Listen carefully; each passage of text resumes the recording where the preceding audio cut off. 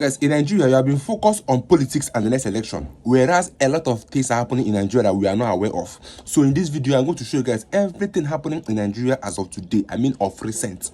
So here say that Tinubu completed in gruesome murder of top military officials by releasing only 1.4 billion out of 20.6 billion meant for operational equipment, while his air fleet received 20.3 billion in full. Human rights activist Ibrahim, our government released just 1.4 billion out of 20.6 billion that was allocated to the military force. But guess what? Our government only released 1.4 billion, and they have also released 20.3 billion in full for Tinubu's air fleet. I mean, all these, his aircraft, aeroplane, helicopter, many of them, they have spent 20.3 billion, but they can only budget and release only 1.4 billion. And then we are complaining of why we are having high rise in insecurity in Nigeria. And also our own defense minister come out to blame that the why we are having shortage of arms is because of the Israel and Iran war. Here he said that Israel, Iran, Russia, Ukraine war was responsible for arms shortage. Nigeria defense minister. So he's blaming it on Iran war, whereas our government, we are busy releasing only 1.4 billion out of 20.6 that was allocated to get arms for these our soldiers. This is why our government cannot even tackle insecurity, because they focus more on frivolities. They focus more on Tinubu buying his aircraft rather than supplying weapons for our soldiers. You know that these terrorists, they have more sophisticated weapons than our soldiers. This is more reason why our soldiers cannot even go battle to battle with these terrorists, because the kind of weapons they have is alarming. Who supplied those weapons to them? It must be reviewed. Even here, I say that under Tinubu and Buhari administrations, Nigeria loses 16 top military officials to terrorists as killers remain unarrested, while apprehended suspects were freed and reintegrated into the society. We know that our government, only thing they do to terrorists is that they forgive them, all in the name that they are repentant terrorists. They forgive and pardon people that have killed our top generals and forgive and call them repentant terrorists. It even went ahead to expose that our government pays salaries to those repentant terrorists. This is happening under Tinubu's watch, and our ministers have been killed. Our top officials have been killed. Even here, see that breaking bandits have adopted the wife and son of Kebbi State APC local government chairman. Kebbi State APC local government chairman. Nobody is spared in this insecurity. Nobody is spared in this insecurity. Because can you tell me, how do you mean that our government are spending so much money to buy aircraft, but our soldiers don't have the right equipment to battle these terrorists? Because here I say that 150 billion presidential jets, 5 billion yachts, other lavish spendings by the Tinubu government. They can spend 150 billion just to get presidential jets, but they allocated just 1.4 billion to the military to get arms. Only 1.4 was allocated to the military to get arms. Guys, see where these issues are coming from, and yet we are blaming our soldiers for not fighting these people. How can you spend 194 million just for Shetima trip and Tinubu trip in one day? Here say that how Nigerian State House paid 194 million on Tinubu Shetima's trip in one day. Just one day, they spent 194 million. In a country where people can go to school, in a country where we don't have any good hospital or health care, in a country where we don't have good roads, in a country where there is no employment, in a country where nothing is working, there is no lights. But here they are spending 194 million in a day just for trip. In a day, and they could spend 150 billion for presidential jets, and then people are suffering. So I'll show you guys many headlines linking insecurity in Nigeria, and these are happening of recent. Here I say that I will continue killing if government rejects negotiations. Notorious terrorist leader Bello Turji vows. Turji came out publicly and said that he will continue killing if government rejects negotiation. But guess what? Our government have not been able to track down these terrorists and their leaders. What is happening? What is happening? What is happening that we don't know about? And here I say that Governor Lawa and Zamfara State reject dialogue with bandits as 50 Zamfara elders remain captive. And let me shock you, these 50 elders went to negotiate with terrorists and they were also abducted.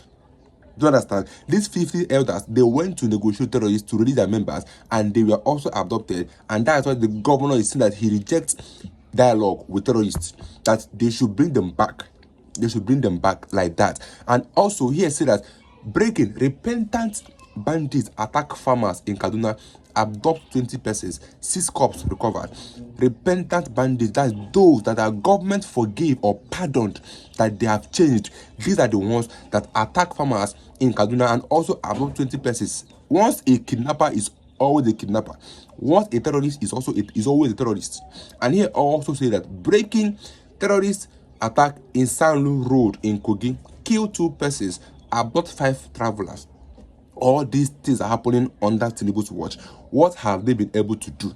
What have the government been able to do over this level of insecurity? Rather, they are lavishing money and pouring money in the next election. Under Tinubu government, we have lost 16. Under Tinubu and Buhari government, we have lost 16 top military officers over the hands or to the hands of these terrorists. 16 top. I mean, the highest ranked military officers have been killed, and our government and our soldiers cannot even fight back and make sure that the people that killed them are being brought to justice. None of them have been killed. All the terrorists are being pardoned and being brought back to the society, all in the name that repented. Even those that repented are now coming to kidnap and kill people, and our government are not doing anything. Even our defense minister came out and called them our brothers, that they are prodigal sons.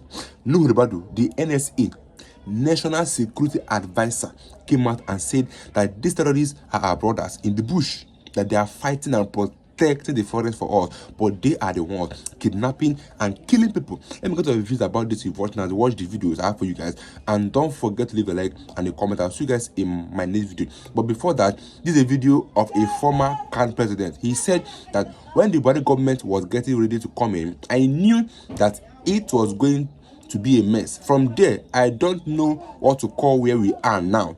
It has grown worse. In 2014, I tried to warn this nation of the direction it was going.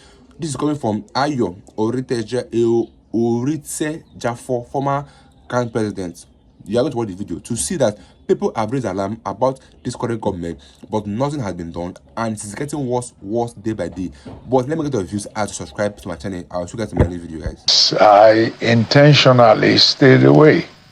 Why? Because in 2014, I tried to warn this nation of the direction it was going. I would say it plain. When the Buhari government was getting ready to come in, I knew that it was going to be a mess. And I think from there, I don't know what to call where we are now, but it has grown worse. And it has gotten to a point where I feel I have to say something.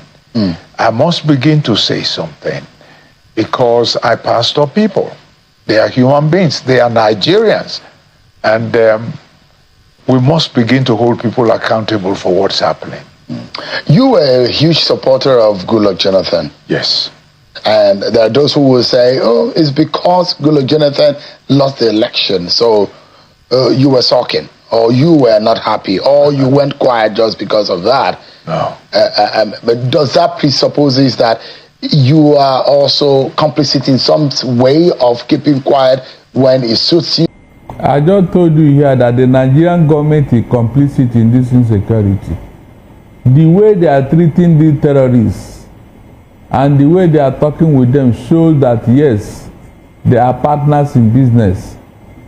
This latest order, how far can it go? The previous order, what effort, what did it bring to us? I can bet my last couple that the people doing all this is in Niger State are the same people that kidnapped those Catholic students and later released them.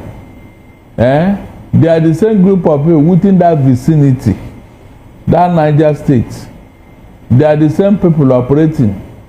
So if you do not take them down the first time, you do not take them down the second time, you do not even take them down the third time, is it this one now that you are going to, what are you going to do now that you have not done before?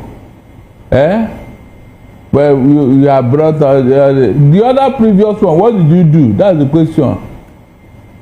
These are just for the optics. It's not as if anybody is going to do anything.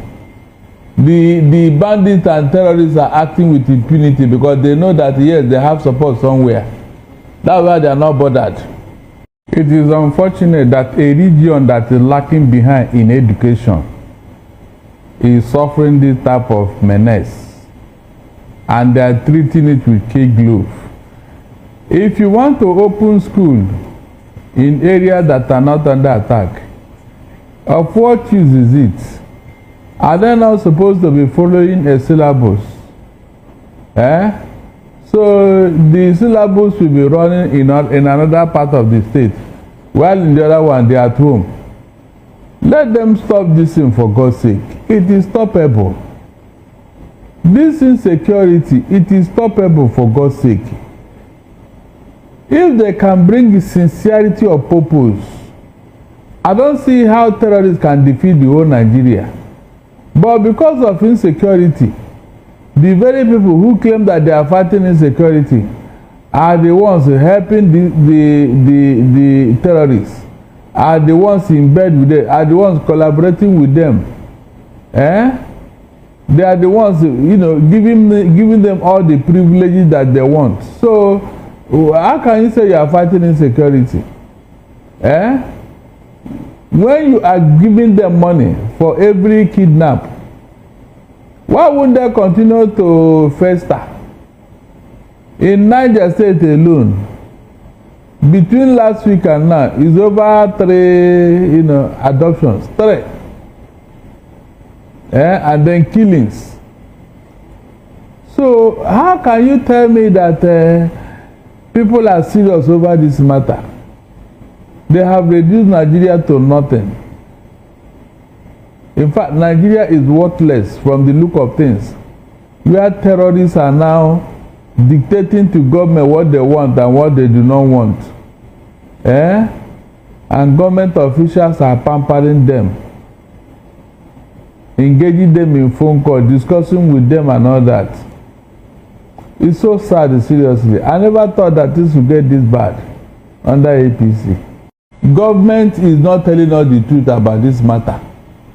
Whenever they want to appease the public, they will issue a statement that they killed 200 of them. Meanwhile, we cannot see anybody. Nobody backs. They just say it. So on what ground will I now believe them? Is it not on record that the one they managed to overpower, the one that our security agents managed to overpower, within weeks they are rehabilitated back into the military, into civilian lives and all that. They are being pampered. They show uniforms to them and all that. Is that not on record? Or is that one too propaganda? So when you keep treating them like that, on what ground will I now support you that yes, you want to actually exterminate them? Is that not why more and more are coming into Nigeria? One terrorist group after another, they just walk into Nigeria and they open shop, establish their business and start operating. How many of them are operating here now? That is, let me just be generous with the number. At least 7 terrorist organizations operating on Nigerian soil now. What does that tell you? How did they come in here? Is it not government and their policy that open our border and say they should come in with $200? They will give them visa. So what exactly? What other evidence are you looking for to tell you that government is complicit in this matter? The way they are treating these people is more than enough to tell you that yes, they are working with them. So I'm not amused. I don't believe in what they are telling me. Until they do the needful, you and I will see, we'll know that yeah, government is serious here. Donald Trump Donald Trump that came in, didn't you see? That is a man that is serious about something. He didn't waste time. He took action. Under 1 month of discussion, the man bombarded everywhere. And you are telling me that government is there. Let them come and meet me and tell me that story. Sheikh Gumi, who have been hobnobbing with these terrorists and all that, telling us, in fact, threatening the whole country. They banned him from coming into Saudi Arabia, but in Nigeria, the man is gallivanting all over the place, making statements. Nobody have arrested them. Nobody have said anything. Please, my dear, leave that thing. They know what they are doing. They know what they are. When they are serious, you and I will see it. The metaphor for this insecurity is Plateau and Benue, where foreign terrorists entered Nigeria. Took parts of Benue and Plateau, sacked the villagers, and sent them into IDP camp, and they are occupying those villages. They renamed it, and they are living in people's home, ancestral home, as I talk to you now. Is that one false? Is it true or false? Tell me. Is it true or false? These are the people you swore to protect when you are taking your oath of office. Foreign terrorists, they came in here, took part of Nigeria and established their presence there. And you, the government, you don't even bother. You are not even, they have been there. It's getting to 10 years now. These people have been there. In another person's house. What kind of arrogance and impunity is that? And you call yourself a government, Abi? So you want to tell me that government is not aware? The Arnold, Michael Arnold, that American man that came here, he said he saw over 600,000 people in those IDP camps. Nigerian citizens. This is Benue that's supposed to be the food basket of Nigeria. Then the real farmers are in IDP camp. How do they farm? And then foreign terrorists, because these people are not from Nigeria. If they are from Nigeria, they will not take over another person's home when their own house is there. That action alone will tell you that they are not from here. And you are telling me that government is what? Government is doing what? So they have not seen those people, Abi? They have not heard, Abi? What are those Benue people doing in IDP camp? Is that their home? Tell me, is that their home, IDP camp, in your own country?